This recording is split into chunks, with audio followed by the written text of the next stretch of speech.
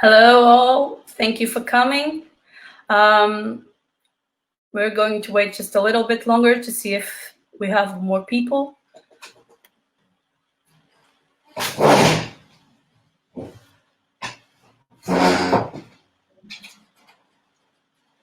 Okay, so let's start. Today we're going to talk about why should we all play a music instrument, and I'm going to start by playing one.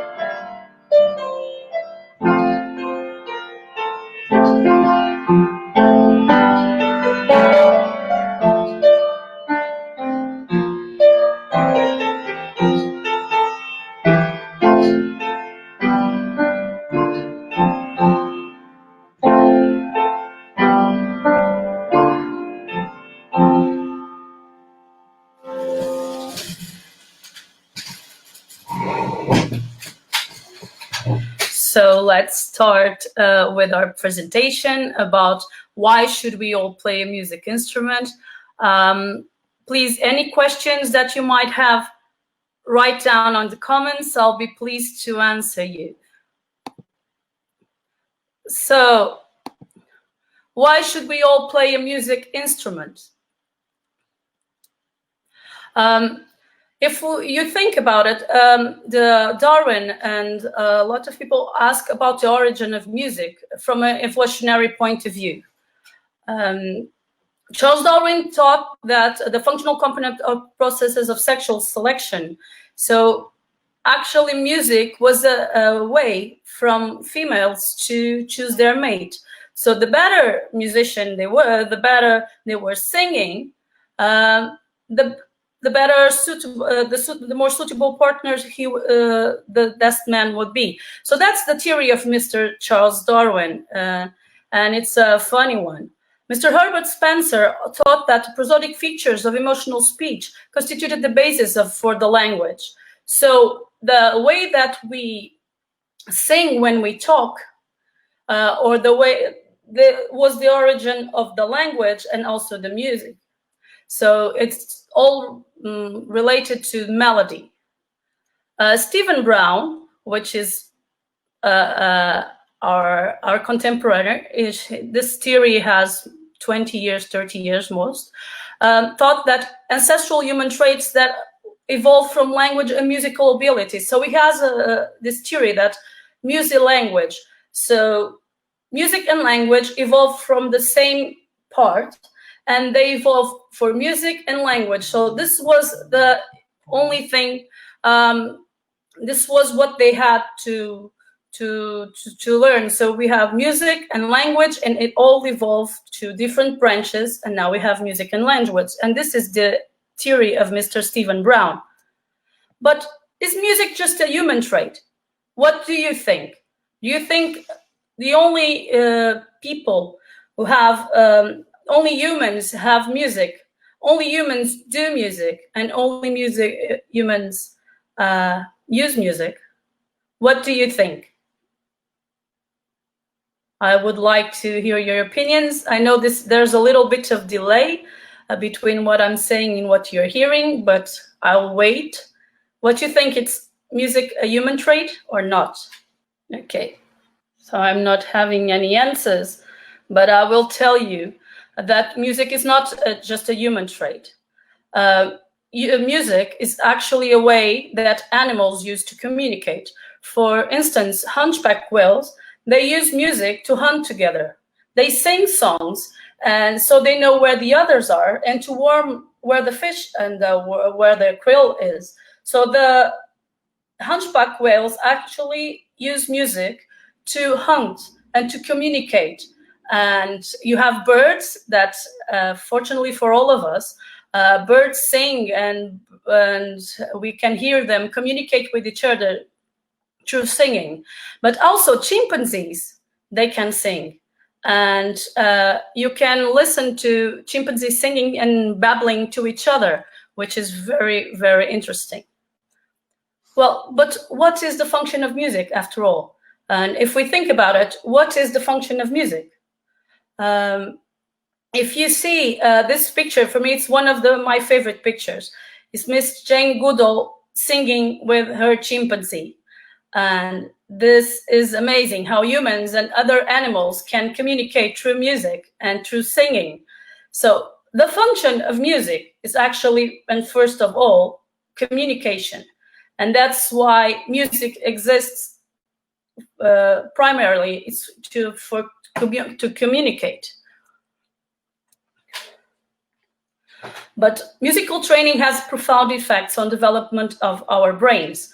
You can see here that while white matter organization, the corpus callosum, within the corpus callosum and articulate fasciculus, what happens is white matter is the myelin sheets that are around the axons.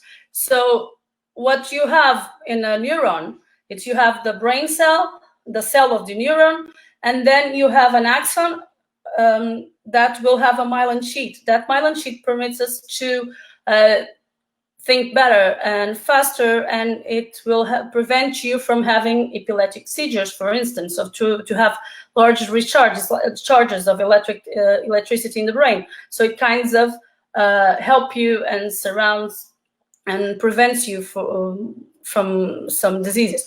And what happened for musicians and music training is that the white matter organization within the corpus callosum, which is the body that unites the left side of the brain with the right side of the brain, that makes the connections and make everything go from the right to the left, work. It's bigger, and musicians tend to have a bigger corpus callosum. So and they have this connection from right brain to left brain developed regarding other people.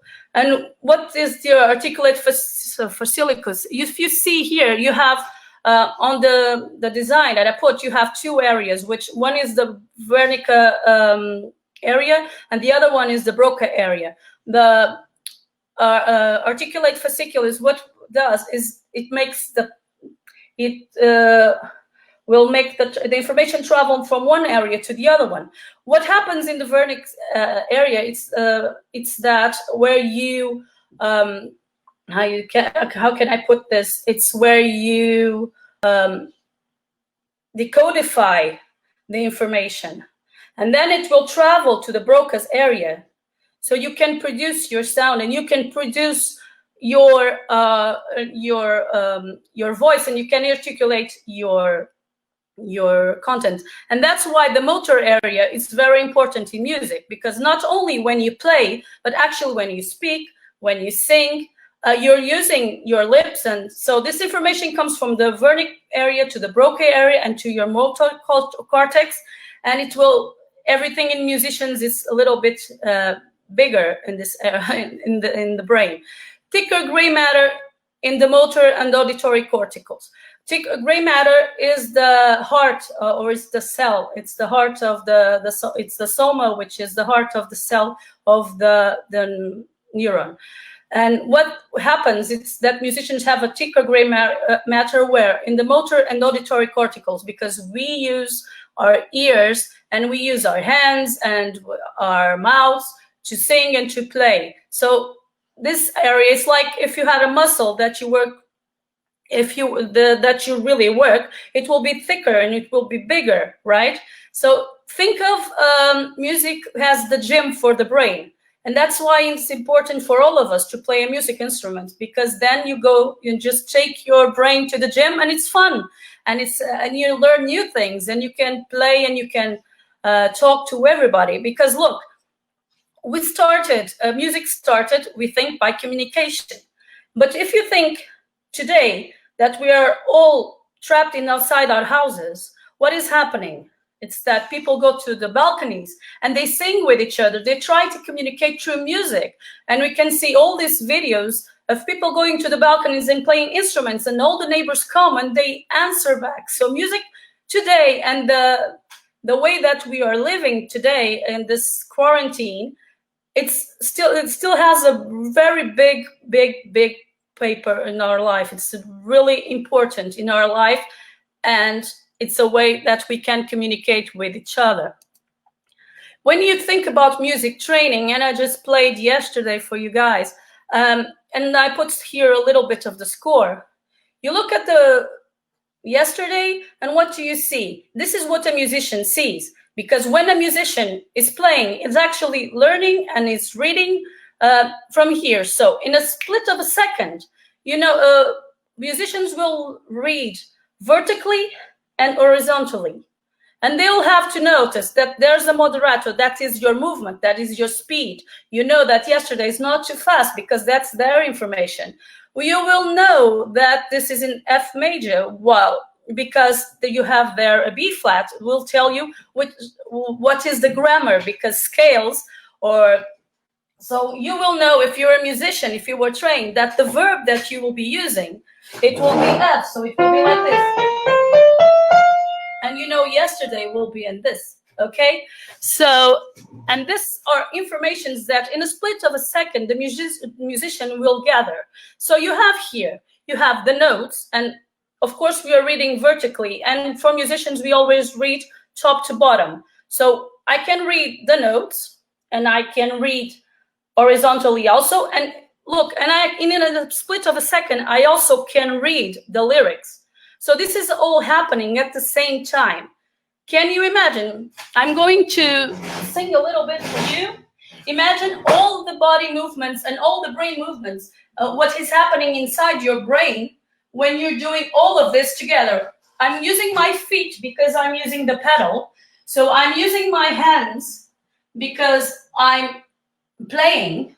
I'm using my eyes because I'm reading. And I'm using my mouth because I will be singing. So, yesterday, all my troubles seemed so far away.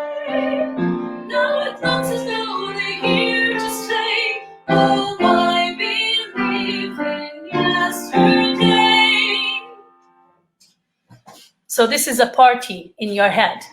This is really a big party. And that's what music training gives to you. It gives you actually several tools that you will have in a way that you can't understand. You don't really know what you're doing, but your brain will be, of course, if it will be sparkling and just having a party, a big party.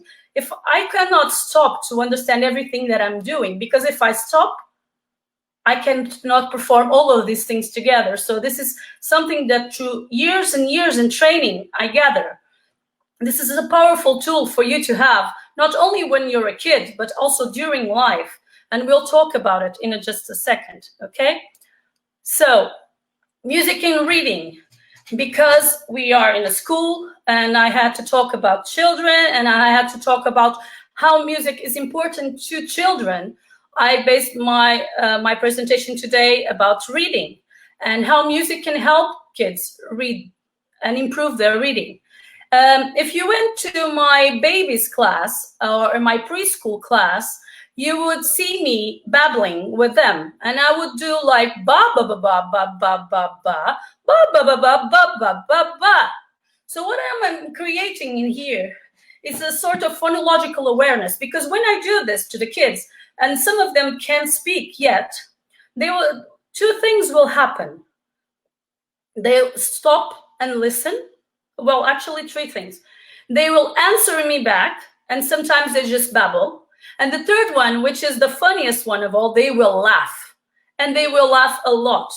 Why? Because they're expecting me to talk to them, but I'm not talking, I'm babbling like they are. So what I'm doing, it's that I'm creating small language pockets inside their brains. So they are starting to understand the melody of the language.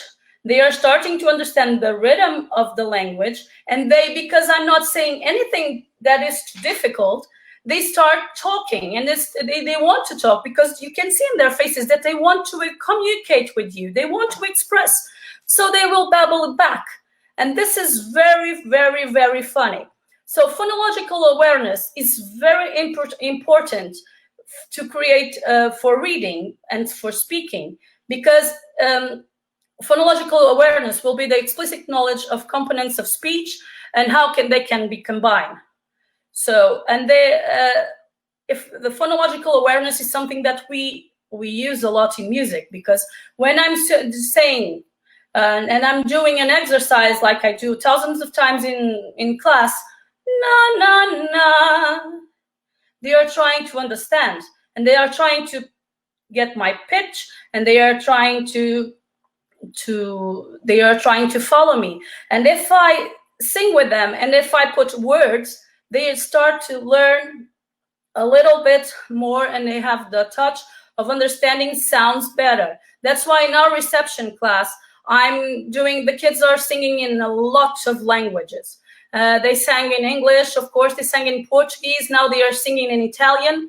And of course they like it, but this is because next year they'll start reading and writing, and they need to have this phonological awareness. They have to be open to a lot of sounds. And because our school is a multi-language school, and they are going to learn a lot of language, they need to be prepared. They need to be listening to the sounds, and they need to understand. And it's like if they were painting. I can give them 3 colors, or I can give them 20 colors, or 40 colors, or 50 colors.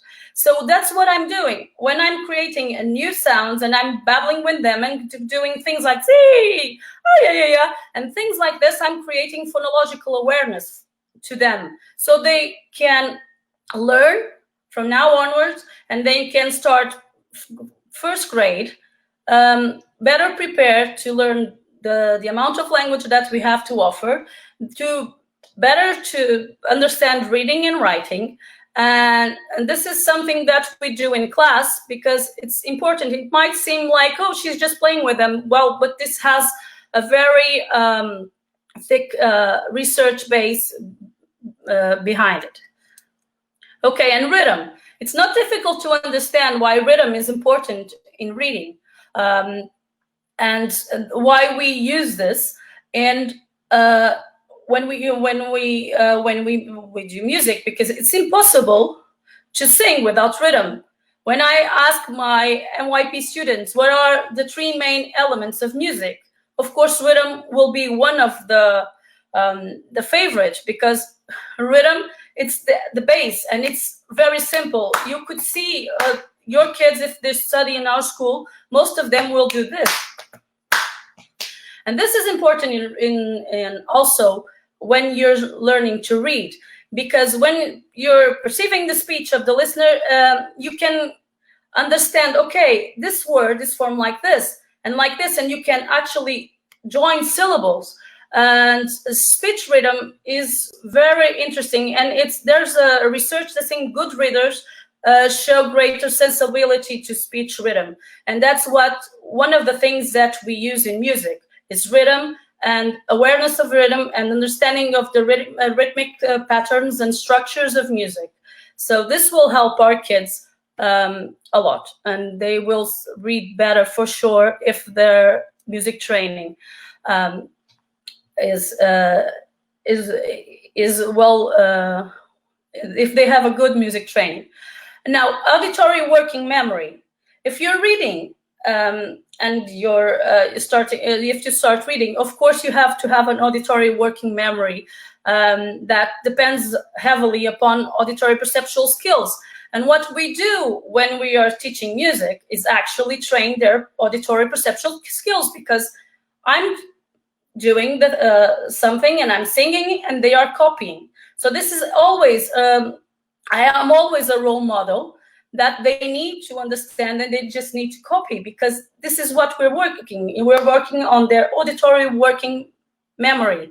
So if I do na na na na na na na na, they will have the power to do this. And we break it down little by little. So if we do this, and then, like, if I say, okay, so now you're going to sing a song in Italian, as the kids in reception are doing, and you have to listen and to know all the lyric, and it's like almost 4 minutes of song. They will tell me you're crazy, but what I do is I just break it bit by bit, and then what I do is I just put two pieces together, and then, okay, they learn a bigger part, and they can train that auditory memory a little bit more, and then a little bit more, and then a little bit more, until they can remember 4 minutes of music.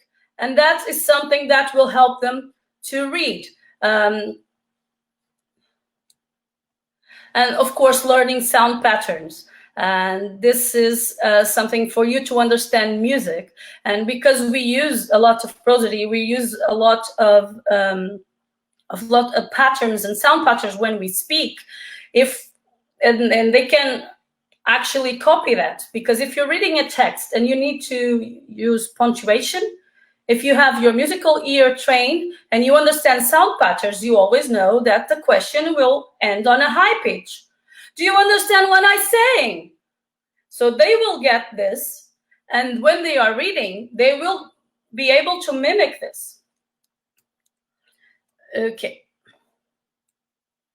Another thing that we work in music is attention grabbing. So the kids needs to be extremely focused when they learn music. And because it's a split of a second, they don't know anything that it's happening, so everything is new. And even if they know, sometimes I do exercise like they have to clap at the same time as me.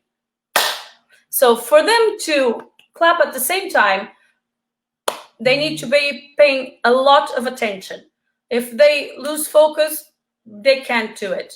And so this is another thing that we use in music. We need to play at the same time. And if we're playing in a band or in an orchestra, or if we're playing together in class, they need to be really, really, really focused on the nonverbal cues. So you start reading others and you start looking at others. And there is no place for selfishness when you're playing music, because you need actually to pay more attention on what the other is doing than what you are doing. So we are actually creating kids that have more patience, that they are focused, and that they think of others instead of themselves first. Actually, music is also very rewarding, and it's the kids have a lot of fun, and they can play in school with music, and they will learn skills that they will need for life and in school, for reading, for writing, to be better citizens, to learn languages. Music is essential in this learning process and as a human being. How about adults? Do you think that adult music can help adults too? I'm going to tell you a story when my life changed. For me, music and teaching music was always about kids. And for 20 years, I've been teaching music to kids, and kids have been like, well, this is great, and they love, it's a game, and they really improve. And you can see that music kids that learn a music instrument are always better than other kids in school. You can see that their academic performance is always better. If they are really into music, it will help them with math, it will help them with languages, it will help them with a lot of subjects. But how about adults? How about us? When we are born, life is a cycle, right? So if we are, the kids are acquiring language, but then when we peak about 40, and then our language skills and our brain skills will start declining. And what music can do to you, remember, we talked about this, music is going to a gym. So if you're going to a gym and your brain is fitted, what will happen? It's your decline won't be like this. It will be like this and this and this, and you can stay here.